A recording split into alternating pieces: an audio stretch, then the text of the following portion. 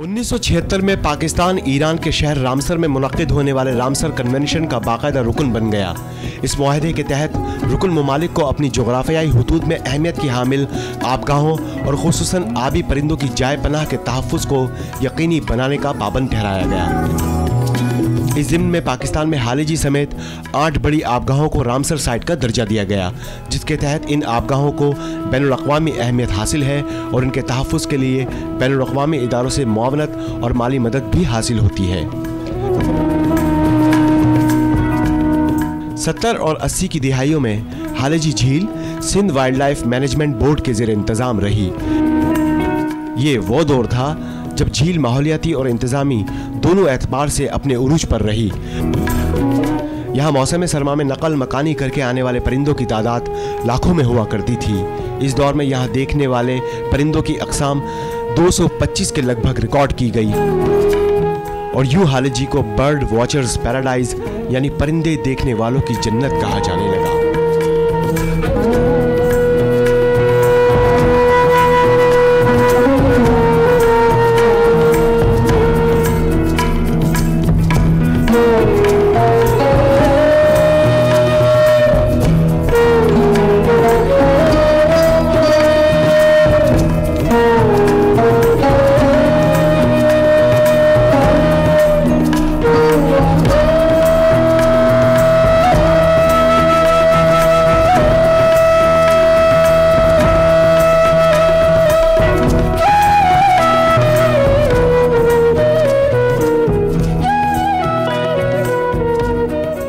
Sindh wild life management board के अफसरान और दीगर अमला झील पर पनाह लेने वाले आबी परिंदों और झील के अतराफ में मौजूद जंगली हयात की हिफाजत का काम इंतहाई मुस्तैदी से सरअंजाम देते थे।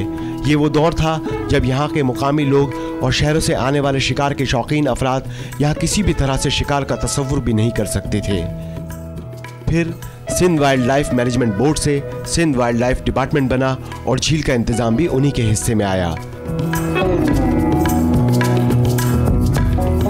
गुज़िश्ता कई बरसों से हालिजी झील तबाहाली का शिकार है। सन 2000 में जब दरियाए सिंध में पानी की सतह खतरनाक हद तक नीचे आ गई थी तो इस झील को साफ पानी की फराहमी रोक दी गई, जिसके बाइस झील का पानी आलूदा होना शुरू हो गया। पानी की फराहमी में बेकायदगी का सिलसिला आज तक जारी है। पानी की सतह कम होने के बाइस झील की सतह पर घास फूस और जंगली सब्जा उगते चले गए और तकरीबन पूरी झील को अपनी लपेट में ले चुके हैं। सिंध वाइल्ड लाइफ डिपार्टमेंट वक्तन फवक्तन झील की सफाई, घास और पौधों की कटाई का बेड़ा उठाता रहता है, लेकिन वसाइल की कमी के बाइस सफाई का काम मुकर्ररा मयार के मुताबिक नहीं हो पाता।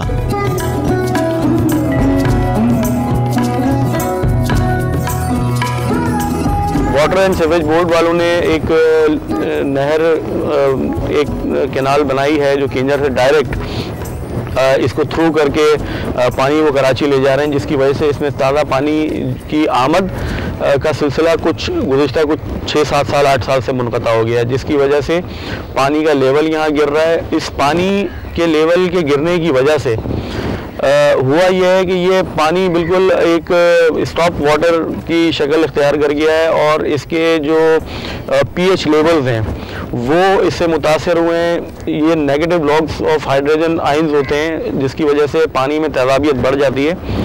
ये जो आप ग्रासेस देख रहे हैं बेसिकली ये जो ताइफा और फ्रैगमाइटीज आप देख रहे हैं, जो ये जब वाटर में पोल्यूशन हो या उसके अंदर जब अल्कलाइनिटी ज़्यादा हो जाती है या तेजाबियत, तो ये पौधे ज़्यादा तेज़ी से ग्रोथ करते हैं। हालिजी झील में सिंध वाइल्ड लाइफ डिपार्टमेंट की जानिब से एक उम्दा इंफॉर्मेशन सेंटर कायम किया गया है। इसका मकसद सयाहों को रहनुमाई फराहम करना है। इंफॉर्मेशन सेंटर को ऐसे मुकाम पर बनाया गया है जहां बड़ी सहूलत के साथ बैठकर झील और यहां के खूबसूरत परिंदों का नज़ारा किया जा सकता है।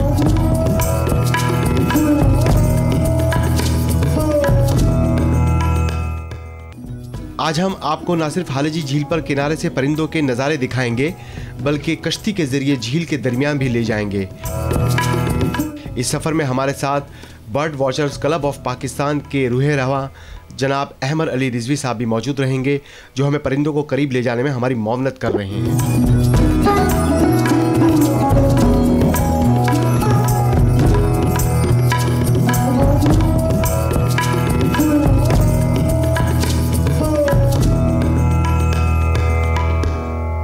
नाज़रीन, इस पॉइंट पर आकर घनी झाड़ियों के बीच में हम रुके हैं ख़ुद को कैमोफ्लेज करके, ताकि हम कूट्स को और बर्ड्स को करीब से शूट कर सकें। अहमद क्या कहते हैं इस बारे में? अहमद देख रहे हैं और बड़े गौर से देख रहे हैं। जी हाँ, असल में परिंदों की देखने और सुनने की सलाहियत बहुत तेज़ होती है, जिसकी वजह से हमने बहुत मोहतात रवैया अख्तियार किया है और हम यहाँ पे छुप के इनका पेशेंटली इंतज़ार कर रहे हैं। जब ये हमारे सामने काफ़ी तादाद में जमा हो जाएंगी, फिर हम स्पीड में बोट को लेके बाहर निकलेंगे और जितना भी हमसे हो सकेगा करीब जाके इनको शूट करेंगे। हालिजी झील पर हर साल मौसम सरमा में आने वाले परिंदों में से सबसे ज़्यादा तादाद कूट्स की होती है। सिंधी ज़बान में इसे आड़ी कहा जाता है। इनका ताल्लुक रेलिडाई फैमिली से है। बड़े और मजबूत पंजों की मदद से ये पानी के किनारे मौजूद बड़ी घास और झाड़ियों को पकड़कर चहलकदमी करती हैं। ये अपने घोंसले भी घास पर ही बनाती हैं। सूरज की पहली किरण के साथ ही कूट्स अपने घोंसलों से पानी की सतह पर छलांगे लगाने लगती है और फिर सारा दिन पानी पर तैरते हुए खुराक की तलाश में मसरूफ रहती हैं। सूरज गुरूब होने के बाद ये वापस अपने घोंसलों का रुख करती हैं।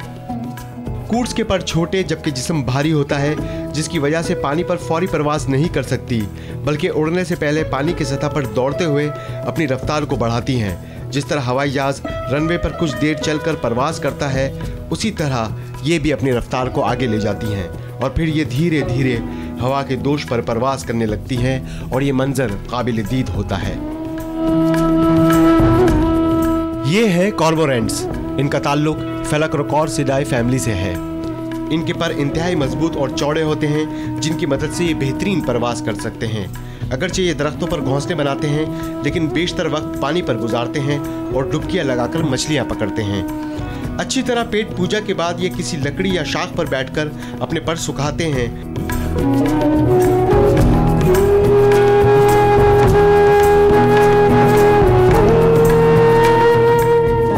और शाम से पहले एक मर्तबा फिर शिकार में मशगूल हो जाते हैं।